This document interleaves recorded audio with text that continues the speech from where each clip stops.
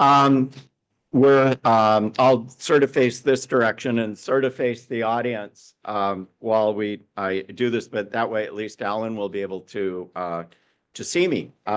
Anyway, it is my great pleasure to introduce our speaker for the next 3 Sundays, Alan Bernstein. Alan is Professor Emeritus of Medieval History at University of Arizona. He received his PhD in medieval history from Columbia, and notably for me, he was a professor at Stanford when I was there, and I took his class in medieval history. It's exactly 52 years ago, and I keep going, how did that happen? But hands down, it was my favorite class. So, and he's the author of 2 books on the history of belief in hell, and its articulation in patristic and later Christianity, Rabbinic Judaism, and also early Islam. And they are Formation of Hell, 1993, and Hell and Its Rivals in 2017. And Formation of Hell, a few things. One, it was nominated for Pulitzer Prize and the National Book Award.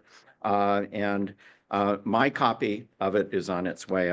I've been gone, but David Groth, who incidentally received his PhD in history at Stanford when Alan was there, sent me an email telling it he's 2/3 of the way through it and finding it both extremely interesting and impressively researched. And it is also available in Multnomah County through a library as an ebook, so you don't even have to leave your home to check it out. One final note. Alan has a website dedicated to altruism and its implications in public policy. It's the easier way will be to look up his name and find it on the internet, but it's www.tempo and hup.com. And so things don't get repetitive. If you don't mind, Alan, I'll leave it to you to describe the subjects for each of the 3 Sundays, but we're really looking forward to it. Okay, thank you, John.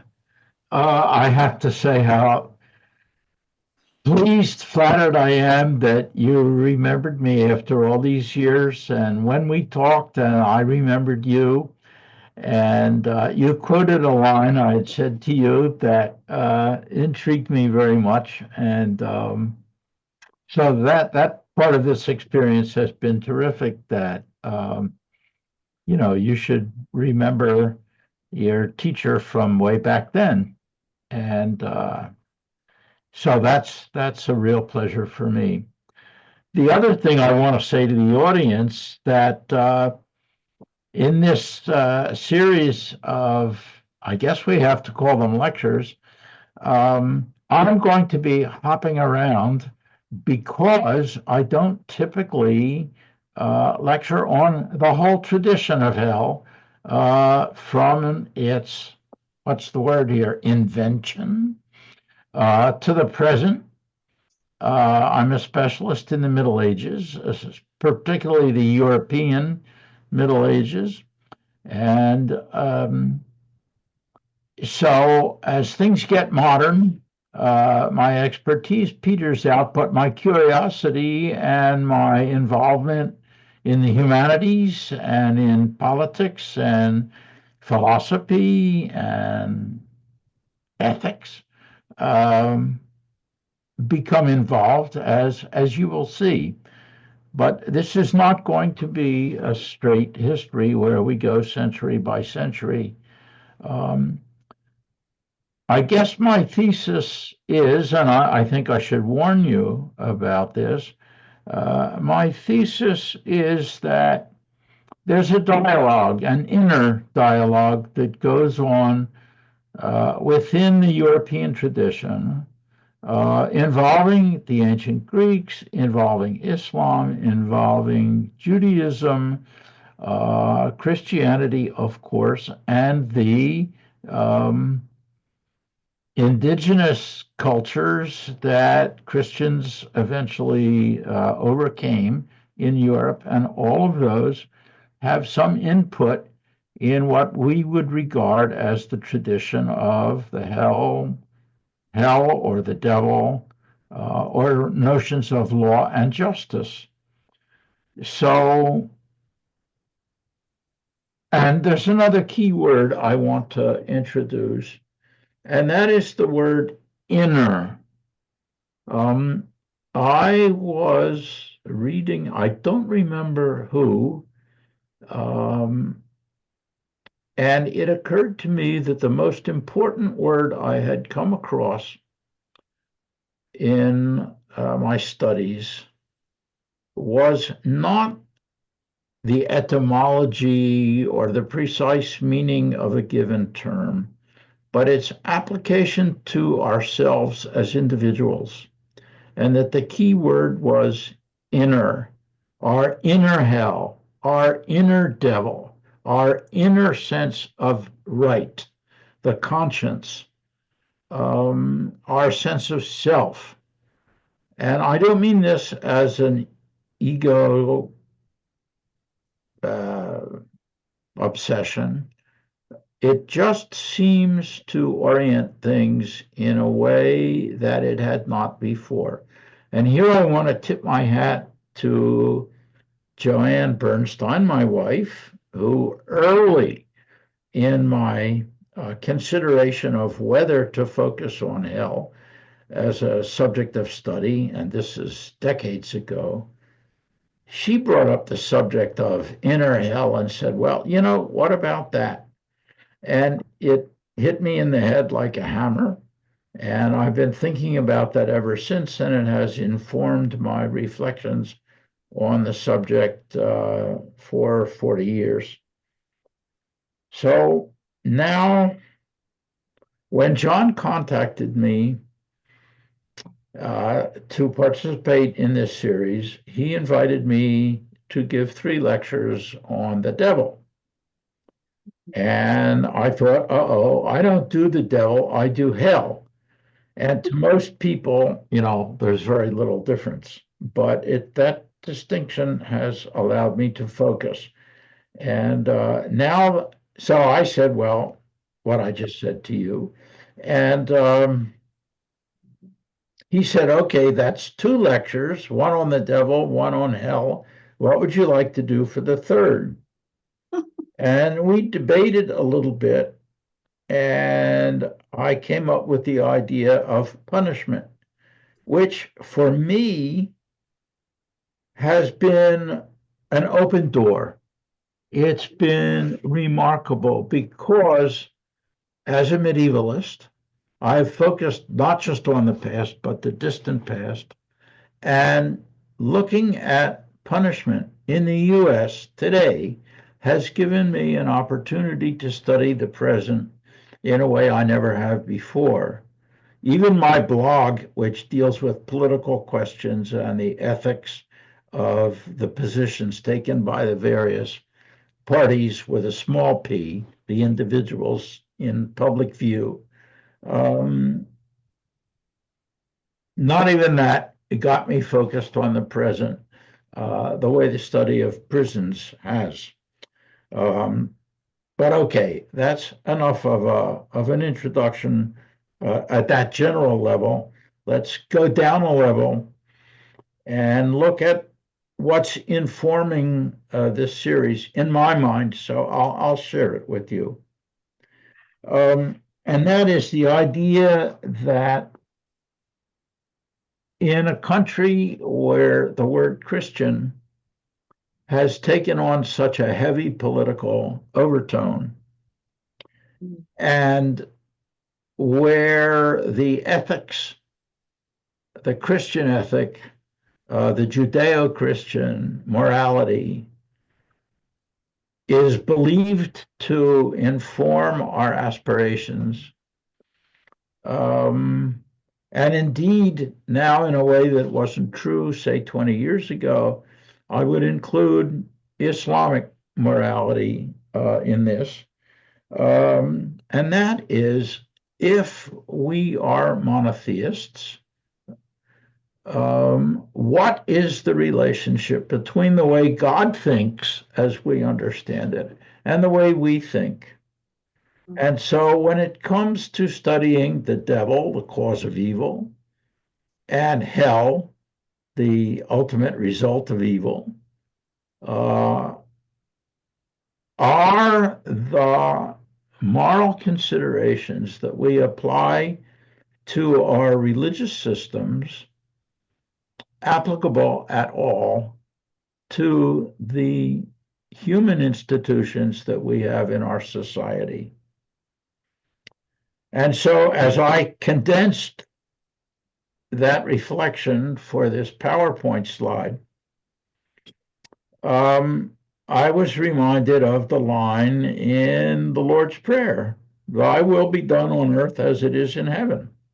And the question whether that formulation applies and to what extent and how seriously do we take it, and do we measure up to our own standards? So those are some of the considerations that drove me as I prepared these lectures. So let's get started. There will be three. Let's see if I can. Here we go. This is part one on the devil. And I'm sure this is too small for you to see. I apologize for this print, but I'm going to get it out there. And then after that, I promise to be better with my PowerPoint slides. You'll be able to read them. But here is a passage from Louis Ginsburg's 7-volume collection, The Legends of the Jews. And I use it because the dialogue between Christians and Jews is much greater than the traditions state about the rivalry between Christianity and Judaism. And some of the concepts that are reflected in the narratives that have to do with Satan or with the fallen angels, and then demons on earth, and our own inclination to follow them or not. They're very similar in one tradition and in the other, and I include Islam. That's much less well known, but it's there. And if we look for it in the literature and we avoid some of the politicization of the way we talk about Islam right now, with good reason, the tradition nonetheless over the centuries is there, and there was a lot of interaction. Just parenthetically, all one has to do is imagine the Mediterranean as a trading route where the people who made the fortunes that produced the luxury goods that kings and princes and nobles had, and then in the Renaissance, the great patrons of the arts, that came from trading across the Mediterranean. And that wasn't done the way it's done today with the click of a mouse. It was done by people traveling as much as they could one day, staying in an inn, putting up their animals, their pack animals, sleeping upstairs above the stables, and then eating, talking, interchanging, sharing fables, superstitions, playing cards or chess or whatever, and exchanging cultures. And that's an aspect of medieval life that influences us today because it's those oral traditions that fill in the blanks in the scriptures. So let's look a little bit at the sons of God. This is where Satan comes from in Genesis 6:2. And here's the way Louis Ginsburg sums up the interaction of these traditions. After the fall of Eve,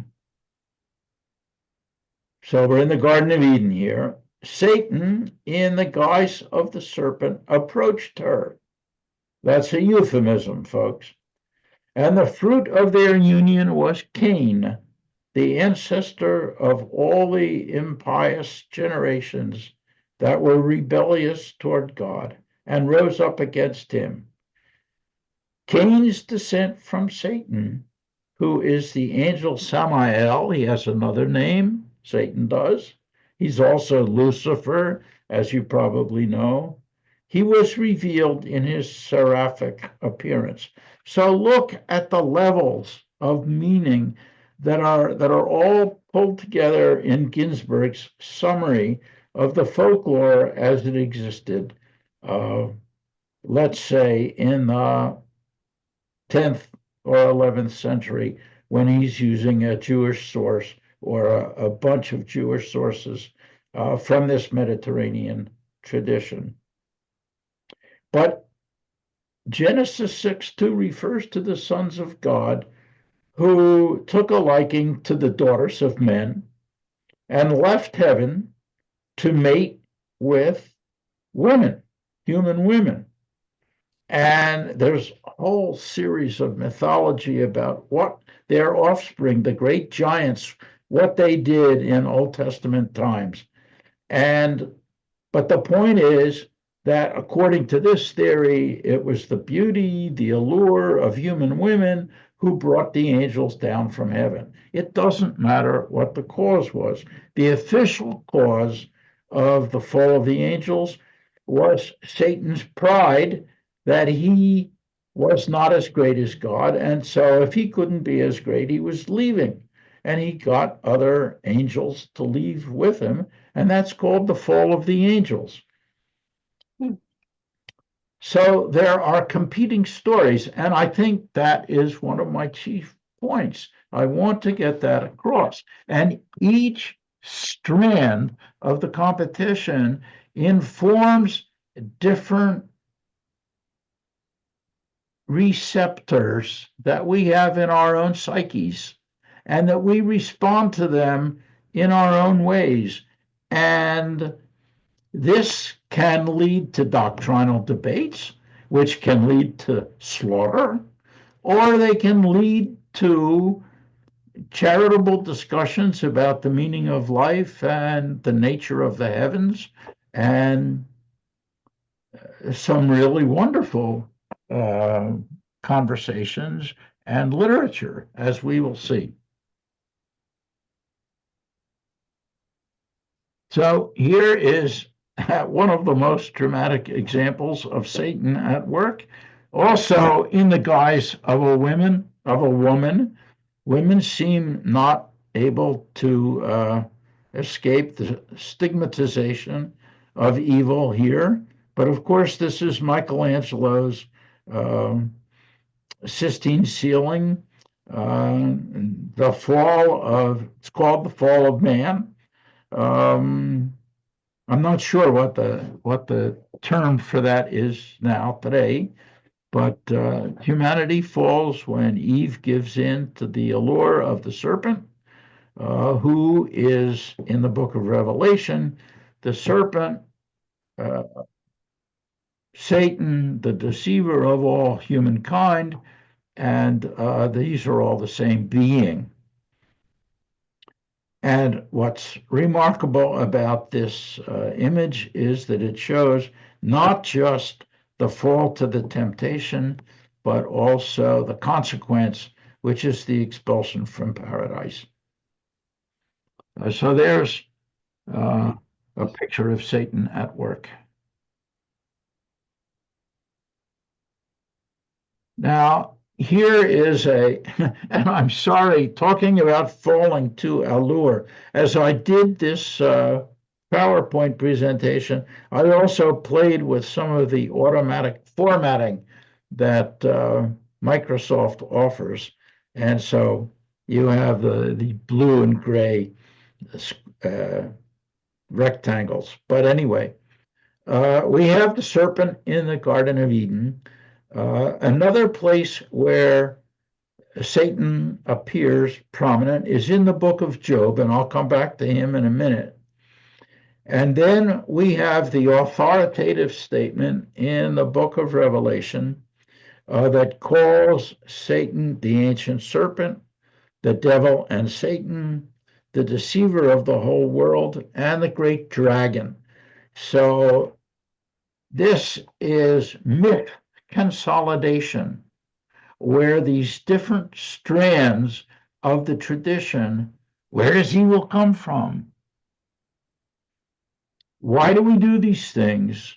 Well, different stories get pulled into a more unified narrative when you can state authoritatively that these beings are one and the same. Then another prominent appearance in the Bible is where the devil offers Jesus the world. This is the temptation of Jesus, right? And we'll have occasion to look at that too. And then the passage in Paul where he refers to his own torment, and we'll look at that in more detail.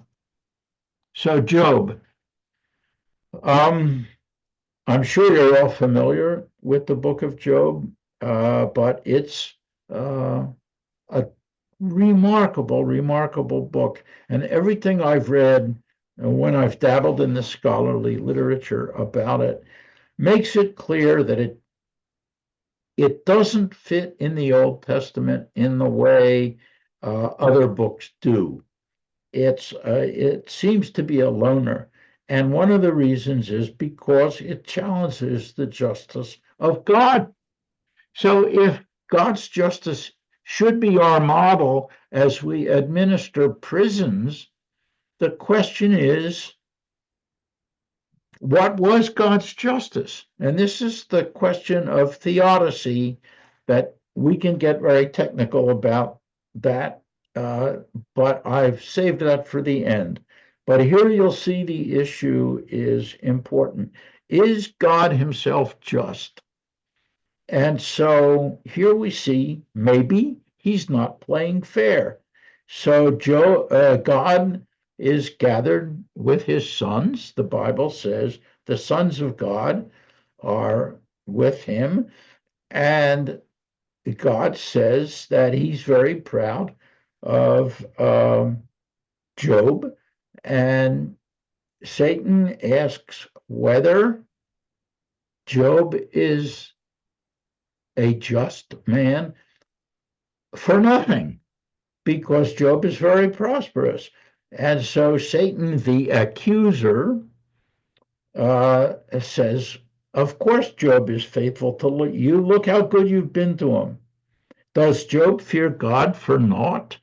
And then, in order to meet the challenge, God gives Satan the power over Job to try him to see if he can make Job suffer enough that Job will say, that God is not being fair to me, and to curse God. And so God says to Job, and this is an amazing line, he is in your power, Satan. Do with him as you will. Try him as hard as you can.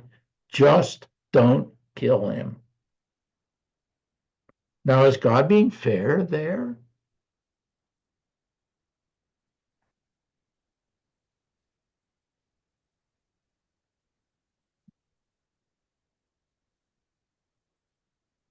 Okay, here's a bit of background about the fallen angels. This may be a little out of order, but referring to the fallen angels, um, here's a remarkable passage. The fallen angels in the book of Revelation are said to go into the lake of fire and sulfur. And here there's a contradiction because 2 Peter 2:4 says the fallen angels will be tartarosos and tartared. They will be sent into Tartarus until the last judgment. So they're not punished eternally. They're punished in Tartarus, which is the Greek word for the eternal place of punishment. And but only until the last judgment. And that also contradicts the statement in the book of Revelation that says that the fallen angels were sent to earth. So anyway, the distinctions between these fine points in different passages is worth noting. And here is an illumination from about the year 1100 in the Morgan Library in New York. It's an illustration of a commentary by a Spanish theologian named Beatos, who wrote in the 880s, but it took centuries to develop the iconography to this point. And here you see the great dragon, the seven-headed dragon, who attacks the woman dressed in the sun. So you see battle in heaven before the angels are cast down. And let's see, can I show you? Can you see my arrow here? But on the lower right, you see the angels casting other beings into hell with Satan, who in the illumination has been, his head has been scratched out by some pious reader who decided he was going to get even with the devil on his own. But there's a good illustration of the great opponent to the forces of good, even in heaven. All of this in prehistory, before the sons of God came into the daughters of men. This is another version of why evil beings came to earth. And here is a present day interpretation of the presence of evil on earth. Can you see? I can't hear anybody. I'm showing you the seven-headed dragon that is on the extreme right of this illustration, which was in this week's New York Review of Books. It's a commentary on the war in Gaza, the Israeli-Gaza war, by Art Spiegelman and Joe Sacco. Art Spiegelman, of course, is the author of Maus, the story of how his father escaped from Nazi Germany. And they're reflecting on whether war is an absolute necessity and whether it's a solution. And these are the four horsemen of the apocalypse and the dragon. So, in other words, even in 2025, we can conceive of the presence of evil on the earth as in symbols that go all the way back to the Bible, and even in a sense predate the Bible.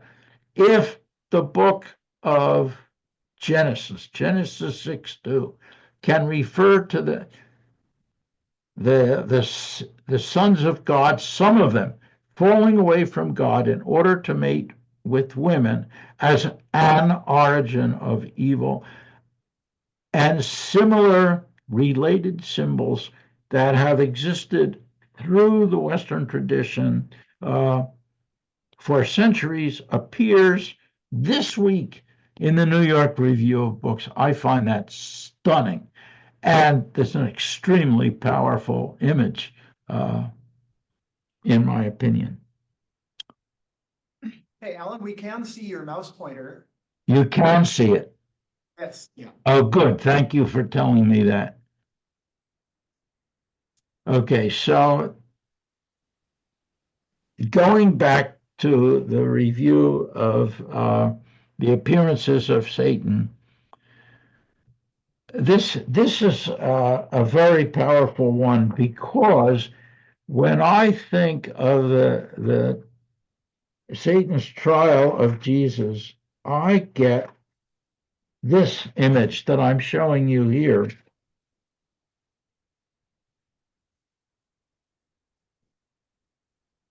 But this is only one of the appearances of that phrase in the New Testament, which surprised me since I study hell and not the devil. I didn't know this until just recently.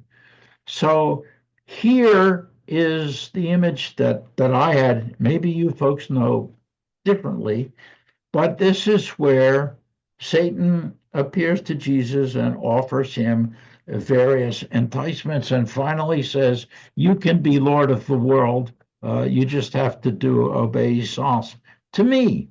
And here's the classic devil, right? He's got clawed feet here, and he's got spiky hair, and he's got claws, and of course, wings, and he's very bestial in his very hairy body. And this is clearly not somebody you would want to have anything to do with unless he offered you the lordship of the world. And Jesus says, "Get thee behind me, Satan." But, and this shocked me, in other passages, Mark and Matthew, he says this to Peter. Jesus is contemplating whether to go to Jerusalem for Passover. And these are the preliminaries of the Passion narrative. And Peter says, that may not be a good idea because they're out for you there. And Jesus says, "Get thee behind me, Satan." He says to Peter. Why? Because Peter is calculating strategy. He's being pragmatic. Instead of thinking of the real mission of Jesus, which is to sacrifice himself and redeem human sin, he's thinking about, whoa, you might get killed if you go to Jerusalem. And then Jesus says, "Get thee behind me, Satan." I didn't know the passage in that context. I found that remarkable. So this is, again, how Satan changes his character. What is the Satan there in Mark and Matthew compared to Paul, which is the one, not Paul, Luke, which is the one that I'm illustrating here? It strikes me as very different. That Satan is simply worldly calculation, just pragmatism. I mean, how evil is pragmatism? If you don't want to go down a dark alley, is that yielding to worldly calculation? So what I see here in the comment to Peter is that it stigmatizes a person who calculates in ways that are less worthy, that move away from the spiritual goals that the human soul should really long for. And expressed like that, let's say that's an excellent expression of that. But it means that anything less than that is demonic. And it then becomes much easier to demonize one another. And that's a real danger in the perception of evil. I'm not saying there is no evil, but we have to be careful where we use it and where the line is crossed.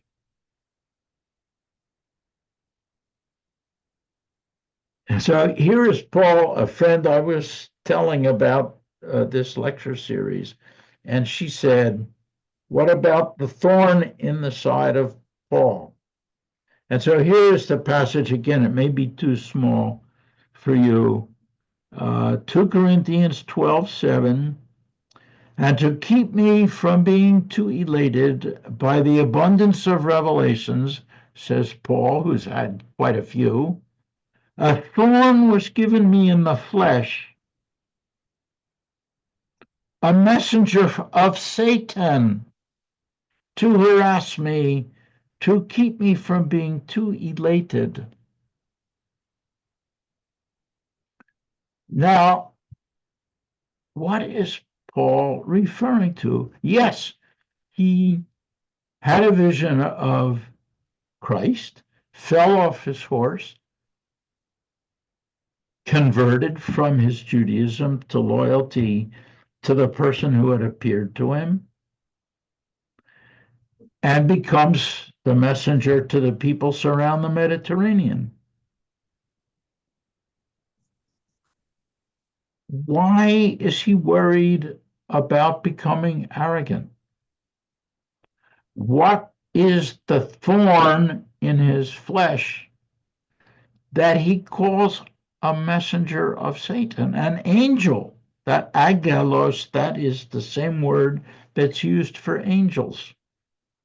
So, from being too elated, too arrogant, too puffed up. So, sometimes when we take individual lines out of context and reflect on them for their own sake, they raise questions that we wouldn't see otherwise if we just read from 12:7 to 12:8 to 12:9. Is this Paul's inner demon? Here I'm stressing the word inner. Is this a temptation? Is this his past? Is it the fact that he used to be Jewish? The fact that he persecuted the first Christians who came his way? Is this some other temptation that we know nothing about? This is a remarkable statement. I'm very glad that Isabel Morera, who studies purgatory, that she pointed this passage out to me. So Paul is associated with another text that's not well known.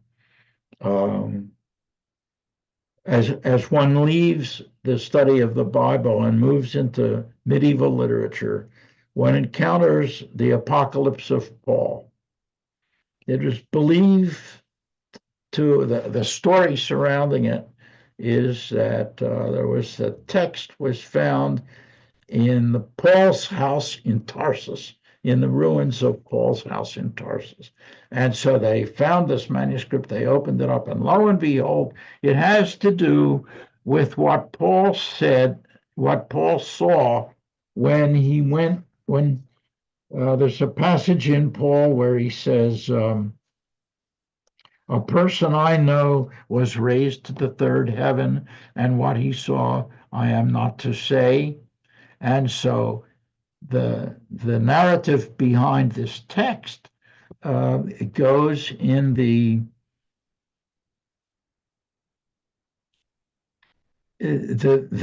that this is the vision that Paul didn't describe in the letter where he refers to this, but here it is, folks. This is what he saw. So this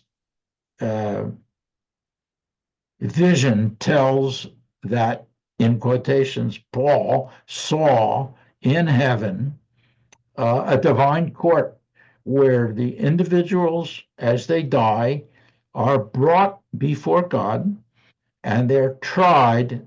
This is not the last judgment. This is the individual judgment that occurs when you die. And at the divine court, each soul is represented by their guardian angel who defends them and their personal demon. Again, personal, right, inner demon. And these are called in this text princes of wickedness, evil powers, spirits of error. So again, please notice how these different terms, each one has a different connotation. Evil powers, spirit is a spirit of power, is a spirit of prince. They all have different uh, colors. And they're represented by angels who are their guardian angels and say, he meant well, he or she did not really sin, he or she followed my advice, was charitable, was kind, was a good parent, a good spouse, whatever, you name it, a noble prince, and so on. And then Christ, as the judge, ascends the soul either to heaven or hell. And then, and next week we'll talk about this, we'll see what this very same Paul in quotation marks saw in hell. And that is one of the remarkable, probably the most influential account of hell before Dante's Inferno. So we're talking 1,000 years.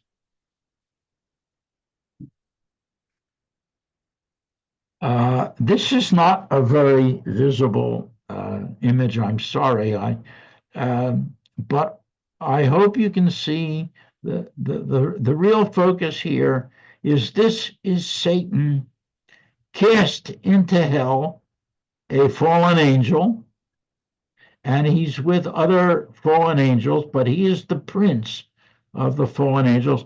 This is a manuscript from about 1000 in England. It's Junius 11 at the Bodleian Library in Oxford, and it's one of the most famous texts in Old English. It's a summary of Genesis, and there are two versions, very complicated textual history. And then there's another text in this similar hand written at the same time, as far as people can tell, called Christ and Satan. And these are the illuminations that accompany that are part of that manuscript. And here we see, so we've jumped now from the Apocalypse of Paul that theoretically was discovered in 388. Now we're around the year 1000. And here we see the continuity, the constants in the tradition. Here is Satan, who has fallen. He's bound in hell. You can see he's enchained at his feet and his wrists. And here is the gates of hell and the walls. So it's like a fortress.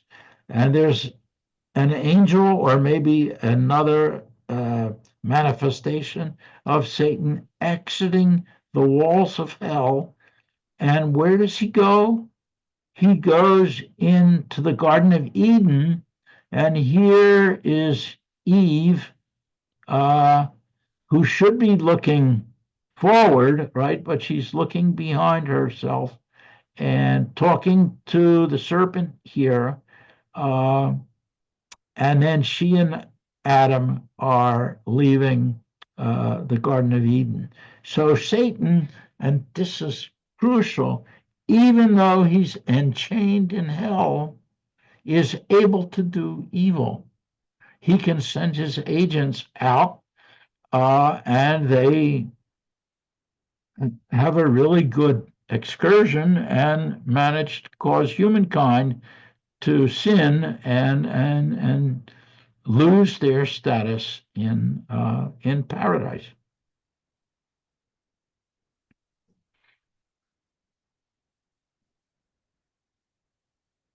And here again, another image. Here I too fell prey to the allure of Microsoft, and I allowed them to tempt me into using half of this slide for the title instead of the image.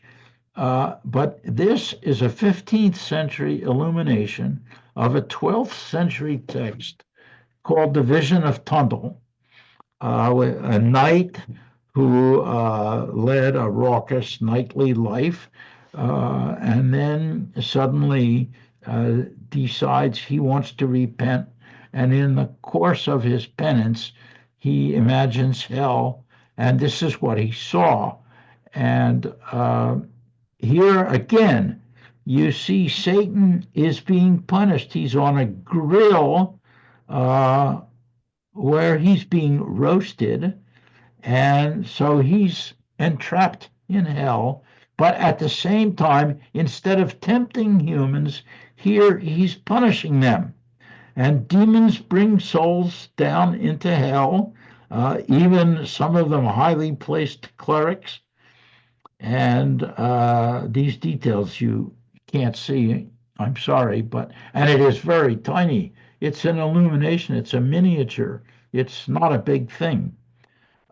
So here is another dual function Satan. He's being punished, he's wearing a crown, which indicates his pride, right? That was the crown he would have wanted in heaven. And but he's tormenting human souls. He vomits them, he defecates them, and they're all being roasted. It's an absolutely astonishing image, much too good to pass up. Now, here's the inner devil. And a beautiful example of technology in around, let's see, I have the date, just a minute, of this photograph, the double exposure. The double exposure was taken by Henry van der Weyde in 1895. Stevenson wrote Dr. Jekyll and Mr. Hyde in 1886. And as you probably know, when you read this story, it's hard to tell them apart, Dr. Jekyll and Mr. Hyde. And of course, that's the point. So I won't go into a recap of the plot, but they're opposite extremes, opposite moral extremes in the same person, and we all live that. And so the question that when I looked this up to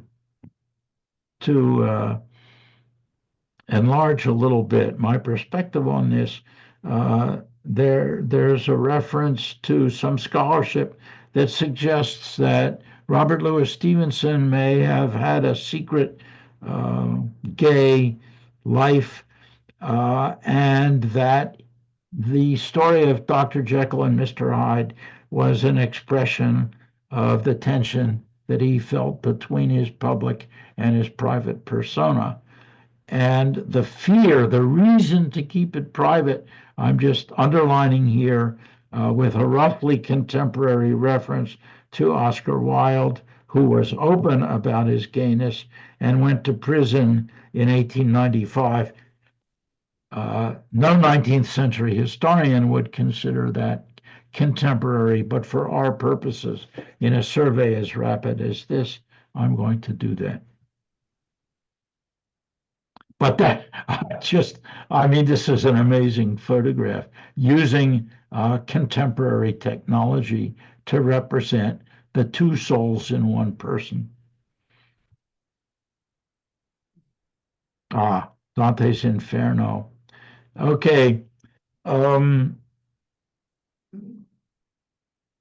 have a lot to say about Dante's Inferno, and I'll talk about it more next week.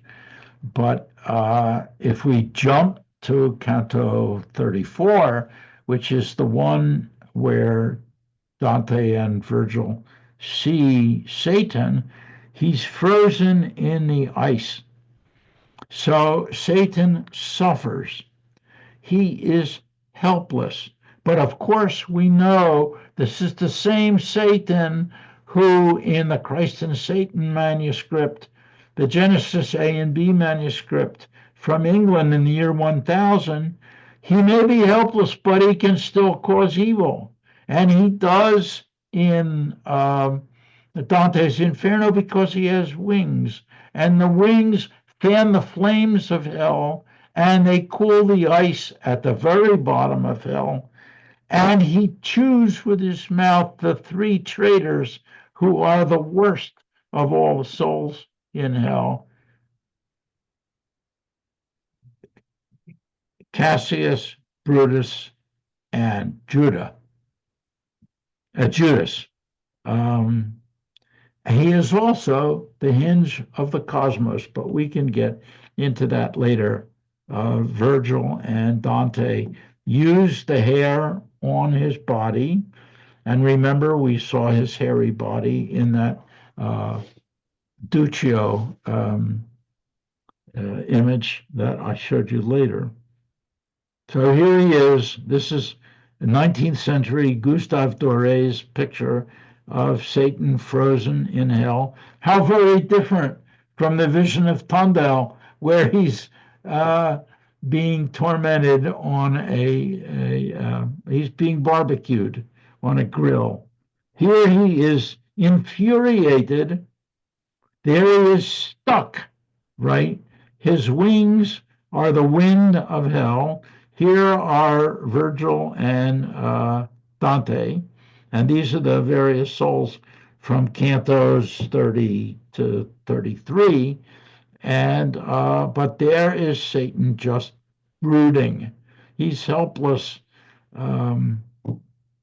It's a very different image. So that's part of what I wanted to get across today was the variations of the concept and yet the continuity. I don't have to tell you that this is the same Satan. These are just it. He's multifaceted, and yet he has a core evilness to him that the facets wouldn't hang together if we didn't know who Satan is. Note that I use the present tense. So I'm watching the clock, and I was given a time limit, and I thought that I wanted more to hear what your questions are, and here I am talking and talking. Let me just mention Milton's Paradise Lost, where Satan says, this is the most incredible line. He's been cast out of heaven. He's now the Lord of hell. And he says, it is better to rule in hell than serve in heaven. You know, the people in this literary tradition that I'm drawing on and that we're all relating to now, they're really talented folks. And this line is just astonishing. We're at 1674. This tradition has been going on, let's say, since Job, or since Genesis 6:2, the sons of God lusting after the daughters of men. The daughters are daughters of women, too. But better to rule in hell than serve in heaven. This is 2,000 years of tradition, summed up in this line in a way that is so concise. And so this is the question that I opened with, and then I will close. Shall we serve in heaven by imitating God's rules of fairness, and run our prisons accordingly? Because we have, with Satan being thrown out of heaven, and with the existence of hell, or the tradition of the existence of hell, we have a model of how wrong should be punished. Are we obligated to do it the same way? That's my question. So I'll be happy to take your questions.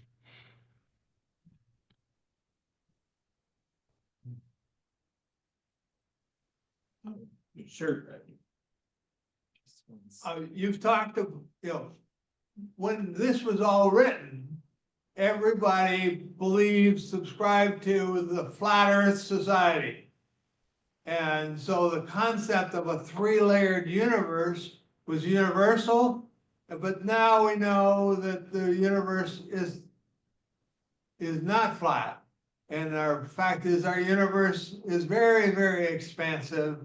And yet all of these images still relate to a flat earth society with hell down below and heaven being above. And authors even today kind of allude to that because that's a simpler way to think about things. But thinking about a total spiritual world is beyond my scope of thinking, and I think for a lot of other people too.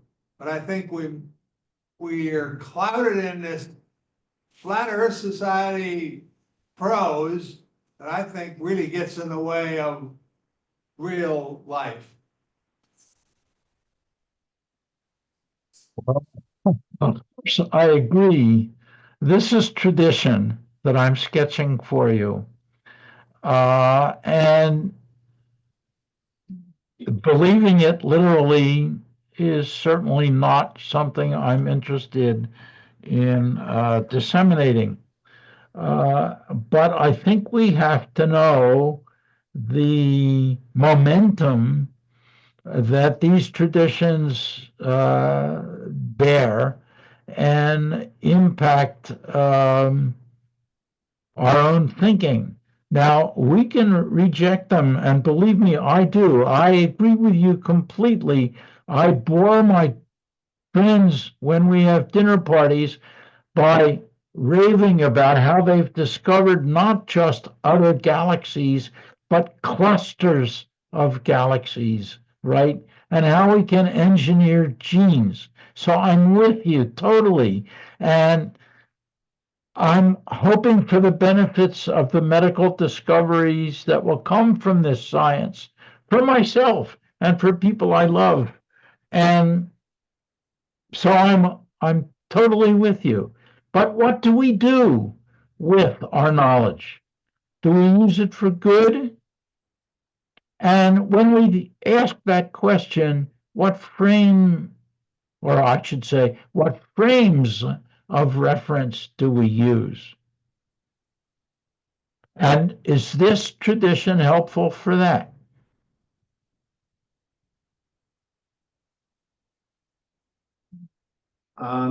Alan, David Groff, who's online, but it's from chat, but he asks, Satan, as you have explained, was one of the angels, a member of the kind of godly court. Does this idea reflect some residue of polytheism in the Bible?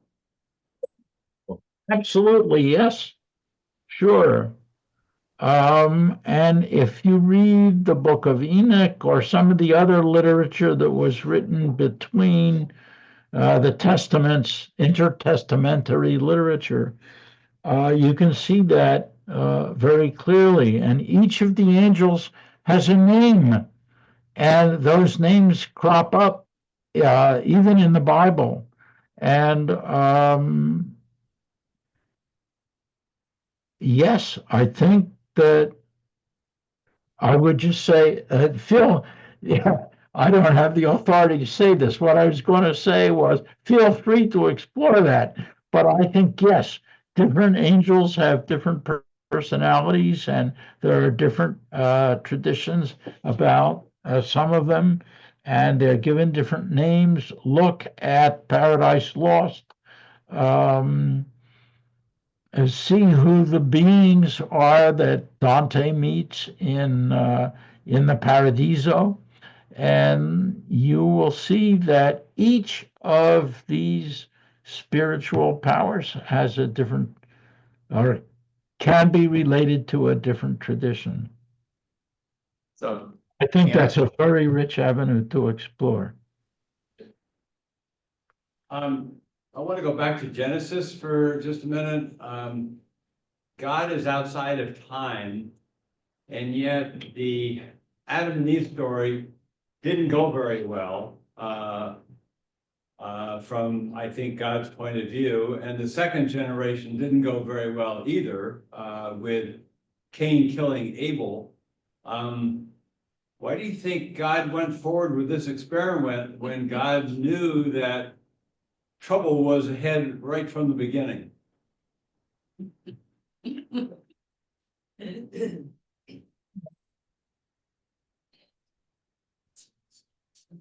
Yes, the Orthodox answer would be to say, well, he gave up his only begotten son to fix it. It took a few generations. There's the story of Noah and the flood, right? He understood that.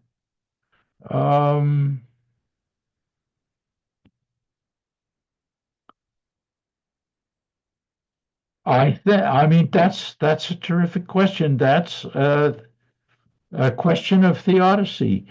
If God is omnipotent, why do these things go wrong? Or did he allow them to go wrong to try us, as in the book of Job? And what lessons do we draw from that, we as individuals? It's a tough one. I mean, it's a great question. And it's not like I have an answer. I would point to the literature and, read on, because these are great questions.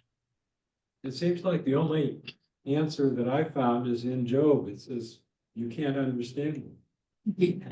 Well, that's right. I mean, God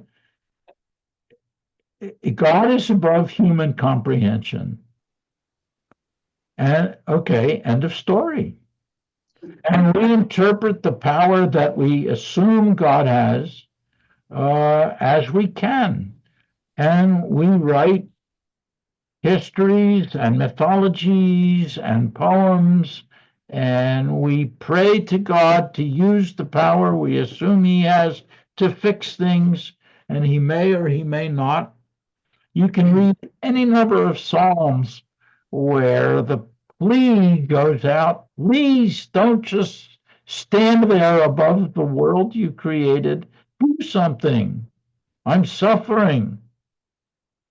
And the question is, what does he do? And did he do it well? And did it work? And are we humans to judge him? I judge the tradition, and I've turned elsewhere for my solutions, but that is the force of the tradition. And it's powerful, or we wouldn't be talking to each other right now. I see a hand.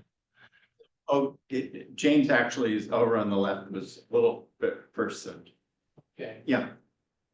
well, I'm gonna be a lot more careful the next time I tell somebody to go to hell.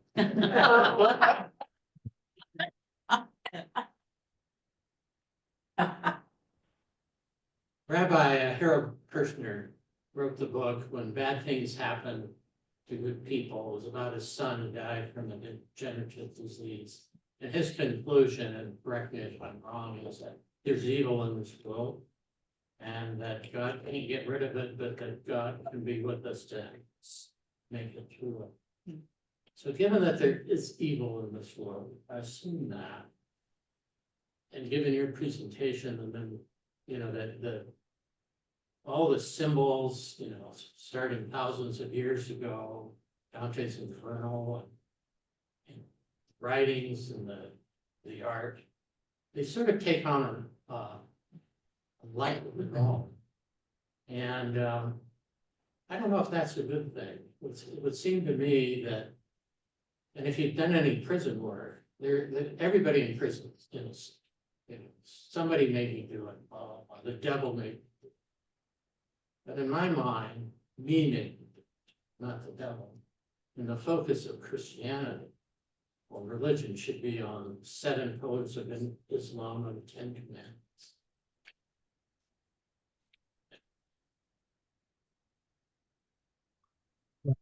To focus religion is a good question. I'll talk about that next week a little bit. How did I get interested in hell? There are lines in the Bible that, I think this is one of the main questions. Which lines in the Bible really inspire us? the thesis that every line is absolute truth, I don't buy that. But there are lines in it that I find extremely instructive. And it's one that came up in conversation with John, and I've used it when people ask me, why would a Jew like you, meaning me, want to study Christianity as much as you have? And I always go back to one line that I heard in the high school I went to, where we had chapel every day, and every junior and every senior had to get up and read a passage from the Bible at our chapel, uh, with which we started the day. And the one that was probably read the most and that struck me the most was, whatever you do to the least of these, my brethren, you do also unto me. So, and I forget exactly how the line goes, but then join me and my Father in heaven as your reward for your charitable deeds. When I was hungry, you fed me. When I was thirsty, you gave me to drink. And you all know that passage. And I've heard politicians on the stump say, I am a Matthew 25 Christian. Well, I am not a Christian. And I think Matthew 25 is a fabulously instructive passage. But it also includes, therefore, depart from me, you accursed, into the eternal fire, prepared for Satan and his angels.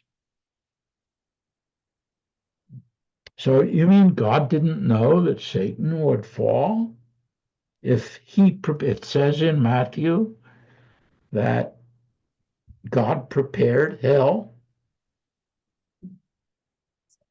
So where is his omnipotence? So how much of this construct is true?